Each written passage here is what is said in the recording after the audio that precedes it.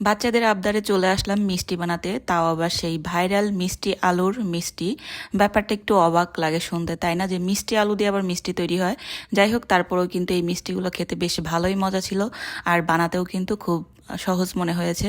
তো আমি এখানে হচ্ছে কিছু মিষ্টি আলু নিয়ে নিয়েছি। এই আলুগুলাকে আমাদের আঞ্চলিক ভাষায় মো আলু বলা হয়। যাই হোক, তো আলুগুলো আমি হচ্ছে ওয়াশ করে সিদ্ধ বসিয়ে দিয়েছি। আর এখানে হচ্ছে প্রথমে শিরাটা বানিয়ে নিচ্ছি আর কি। তো এখানে চিনি, তার সঙ্গে পানি আর 2টা এলাচ দিয়ে আমি শিরাটা ফুটতে দিয়ে দিয়েছি। আর এখানে হচ্ছে মিষ্টির জন্য নিয়ে নিয়েছি গুঁড়া দুধ, তার সঙ্গে ময়দা, একটু চিনি আর একটু হচ্ছে খাবার সোডা। আমি এখানে বেকিং পাউডারটা ব্যবহার করি নাই, খাবার সোডাটা ইউজ করেছি। তো ভালো করে একটু মিশিয়ে নেওয়ার পরে এখন হচ্ছে একটু ঘি দিয়ে দিলাম। আর এই ঘিটা দিয়ে আরও একটু মিলিয়ে নিলেই আর কি হবে। তারপরে হচ্ছে সেই আলুগুলো আমি ছিলে নিয়েছি ভালো করে। আর এই আলুগুলো হচ্ছে এখন ভালো করে হাত দিয়ে আর কি চটকিয়ে একদম ভালো করে মিশিয়ে নিলেই কিন্তু হবে। তা আলুগুলো ভালো করে সিদ্ধ করে নেওয়ার পর একদম নরম আর কি, খুবই নরম হয়ে গেছে। একটু হালকা করে চাপ দিলেই সুন্দরভাবে মিশে যাচ্ছে।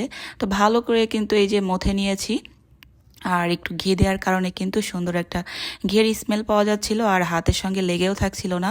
তো তেল গরম করে হচ্ছে এখন এই মিষ্টির শেপ দিয়ে আমি এই মিষ্টিগুলো আর কি হালকা আছে ভেজে নিচ্ছি আর কি। আমি বড় বড় করে দিয়েছি আর কি, বড় বড় মিষ্টি বানাতে যাচ্ছিলাম আর কি।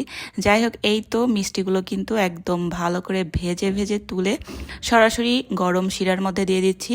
তো আমার আগে থেকে হচ্ছে মিষ্টি বানানোর রস ছিল, তো সেই রসটা দেওয়ার কারণে শিরার রঙটা এমন লাল এসেছে। যাই হোক, তো এখন এই গরম গরম শিরার মধ্যে মিষ্টিগুলো কিন্তু দিয়ে রেখে দিয়েছিলাম। তো 2-3 ঘন্টা পরে যে বাচ্চারা মিষ্টি খাওয়ার জন্য বাইনা ধরেছে, তো ওদেরকে আর কি মিষ্টি দিয়ে দিয়েছি, ওরা খেয়ে খুব খুশি। আর এটা যে মিষ্টি আলু দিয়ে বানানো, এটা কিন্তু বোঝাই যাচ্ছিল না। আমি নিজেও কিন্তু খেয়েছি, যদিও ডায়েট আছে, তারপরেও হচ্ছে আমি খেয়েছি যে কেমন হয়েছে। তো খুবই মজা ছিল আর কি। যারা কখনো বানান নাই, চাইলে কিন্তু একদিন বানিয়ে দেখতে পারেন খেতে কেমন। আমার কাছে বেশ ভালোই লেগেছে, আর বাচ্চারাও খুবই পছন্দ করেছে আর কি।